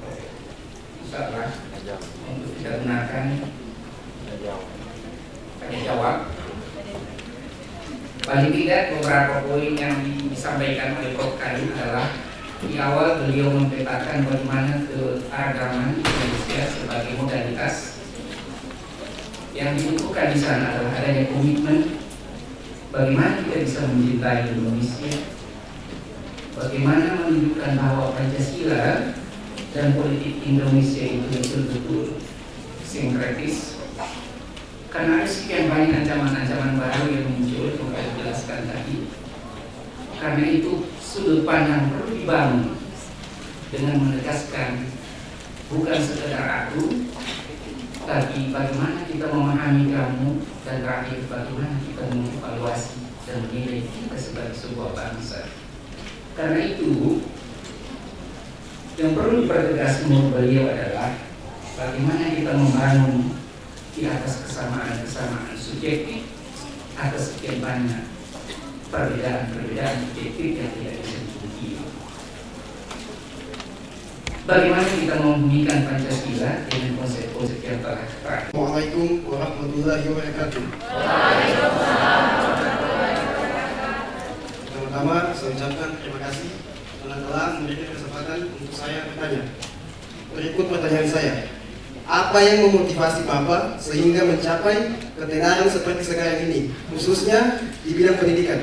Terima kasih. Saya berasal dari Prodi TGSD.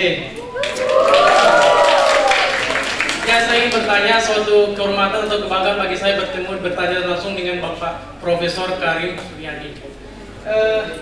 Mengenai Pancasila yang tadi dipaparkan, itu Pancasila selalu setia terhadap politik, tetapi politik terlalu liar untuk terhadap Pancasila. Nah, untuk membangun, memberikan pemahaman terhadap kita sebagai pendidik ini, bagaimana agar supaya kata-kata kalimat tadi ini bisa diberikan kalau bahwa tidak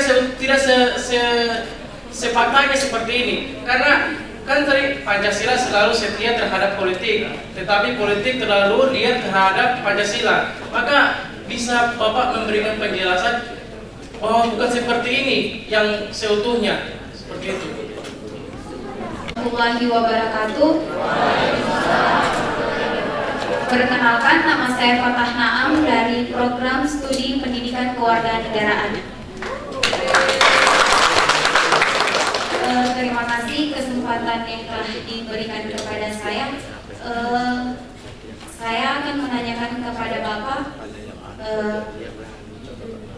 bagaimanakah cara kita untuk meningkatkan Pancasila atau rasa kita kepada Pancasila dalam pergaulan global. Dalam poin Pancasila ada penegakan keadilan. Tapi kita lihat mengapa di negara kita seringkali bukan dilaksanakan memenuhi aspek kebutuhan, tapi lebih kepada aspek kepentingan. Sebenarnya aspek manakah yang lebih penting, aspek kepentingan atau aspek kebutuhan? Ya, terima kasih. Program Studi Pendidikan Pancasila dan Kewarganegaraan.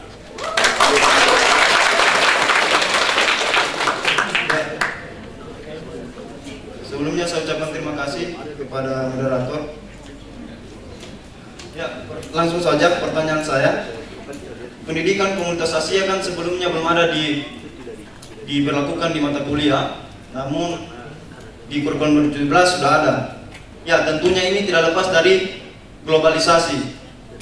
Globalisasi sendiri muncul karena adanya modernisasi, kemudian menjadi westernisasi atau kebarat-baratan. Jadi dengan menyambung materi tadi bahwa membangun keantarabudayaan berlandaskan Pancasila, kita tahu bahwa negara kita merupakan negara besar, keempat terbesar penduduknya di dunia. Keempat, ketiga terbesar di dunia, keempat atau ketiga, pokoknya banyak.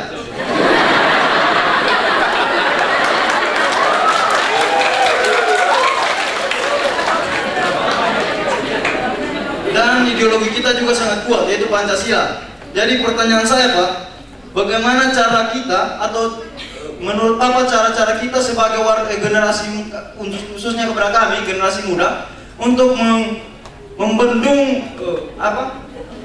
globalisasi yang muncul? Karena kita begini, One Asia Foundation muncul kan itu berdasarkan globalisasi versus regionalisasi, atau pembagian wilayah, misalnya Asia dibagikan lagi menjadi regionalisasi. Jadi pertanyaan saya, bagaimana Pak? Menurut Bapak tahapan-tahapan khususnya bagi kami supaya bisa membendung globalisasi ini, sehingga yang baiknya saja kami ambil dan yang buruknya kami lepas, begitu Pak. Sekian. Warahmatullahi wabarakatuh.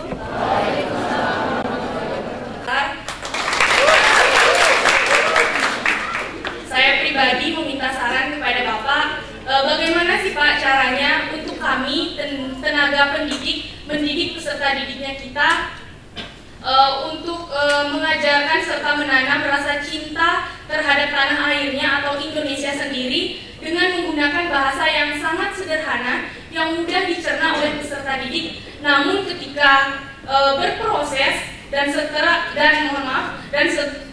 keluar akan menjadi pupuk sehingga dapat lebih menumbuhkan lagi rasa cinta itu terhadap tanah airnya kita, Pak. Begitu. Terima kasih. Wassalamualaikum warahmatullahi wabarakatuh. Apa ya, yang terkenal seperti saya tidak kenal biasa-biasa saja, dan sepertinya tidak enak menjadi terkenal ya, sepertinya gitu ya.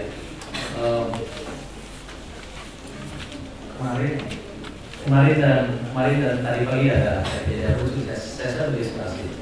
Kemarin waktu turun dari pesawat ada tukang porter. Tukang porter itu tukang ambil koper. Dia nyamperin, Pak, katanya Pak Karim, kopernya mana? Dia tahu nama saya ternyata. Nggak bawa koper, saya bilang, Bapak kan katanya mau syuting ya di sini. Enggak, saya diundang sama Untan kok. Gitu. Ya ternyata dia suka dengar. Bayangkan coba kalau saya kemarin datang tidak bawa porter, tapi saya bawa perempuan.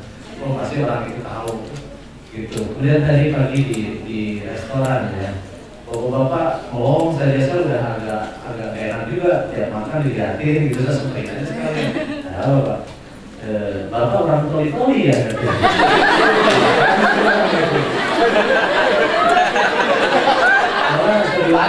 Orang toli-toli itu panikan yang undang saya, Pak. Kenapa Pak? Jadi saya dari orang toli-toli, wajah bapak sering saya lihat katanya, di toli-toli katanya. Di mana katanya? Ya nggak tahu bapak ya saya di mana gitu. Dia makanya dari tadi saya lirik bapak ya nggak tersinggung katanya gitu. Saya bilang, oh mungkin di TV ya, mungkin tapi saya bukan artis kok Pak. Ya pokoknya bapak kalau mau ke toli-toli ini telepon saya. Dia adalah kepala bandara toli-toli namanya Persiato. Jadi bayangkan kalau misalnya saya terkenal kayak Sahri ini Pak, pasti banyak yang minta foto dari itu ya. Jadi jangan pernah ingin menjadi terkenal, jadi biasa-biasa saja.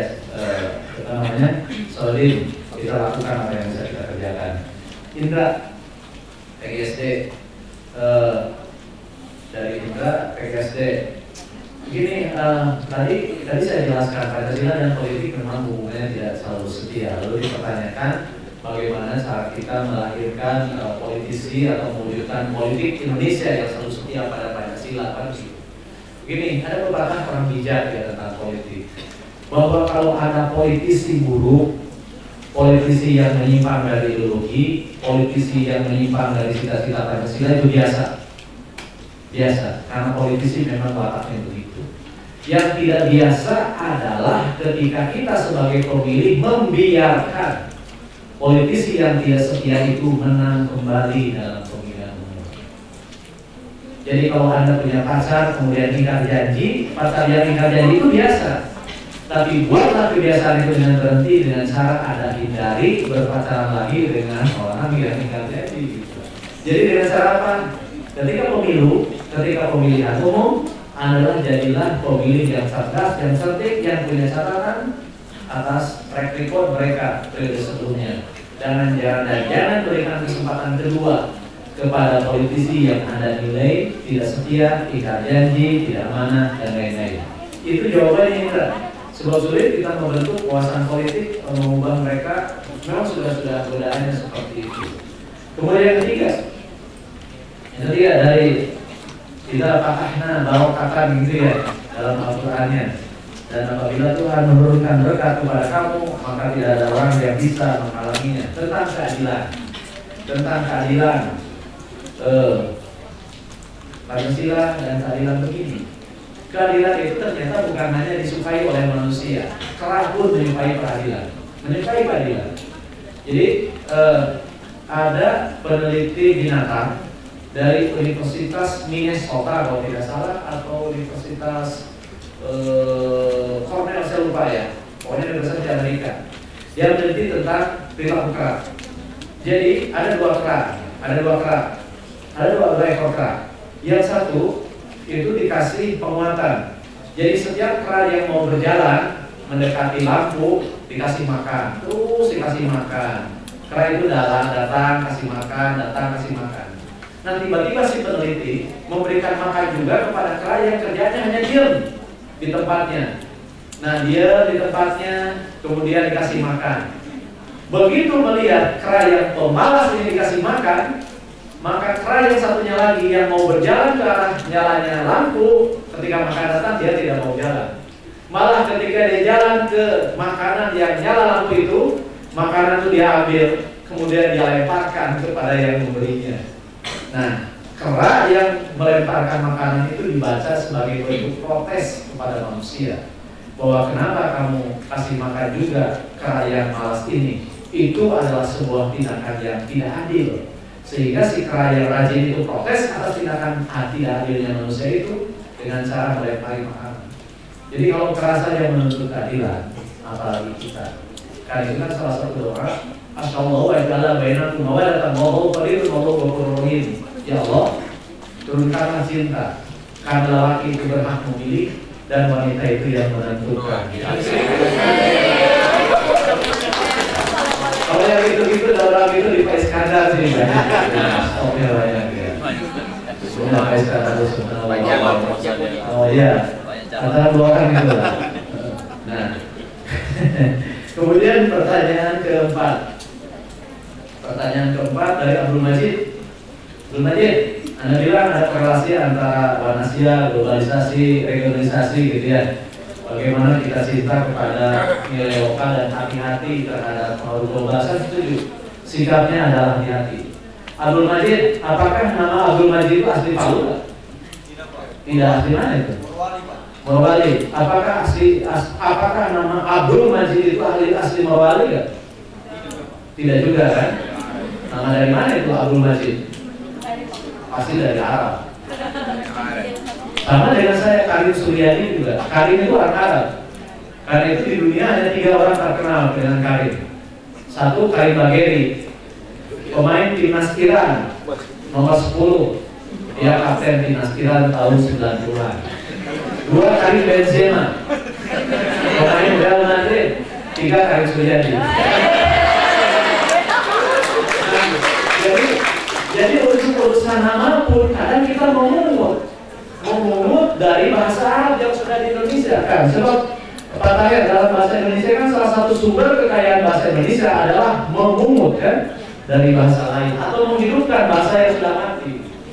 Nah, jadi benar kata Anda, kita hanya harus hati-hati terhadap pengaruh luar, tapi tidak boleh menolak mentah-mentah dan tidak juga menelan seperti kita menelan Buddha. Nah, kalau kita melihat ada kebaikan dari Wanasia ini, mengapa tidak? Seperti halnya juga kita belajar dari sistem pendidikan gitu ya, sistem pendidikan yang gaya barat. Kemudian sebab kan sistem pendidikan juga aslinya, kalau Anda misalnya membaca sejarah pendidikan Kiai Haji Asy'ari gitu ya, kan tidak begini bentuknya, tapi dalam bentuk oral kecil.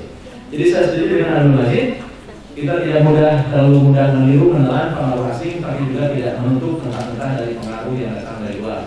Kemudian dari Indra PGSD, tidak mudah ya. Yang terakhir itu Nilo. Agak susah pertanyaannya. Bagaimana Bapak memberikan contoh menanamkan rasa cinta tanah air dalam bentuk yang sederhana? Sebuah kalimat yang bisa menjadi pupuk. Ada kritis sekali sih. Silakan Semarang ya. Biasanya orang yang Semarang itu kritis gitu dan dari wajahnya kelihatan auranya.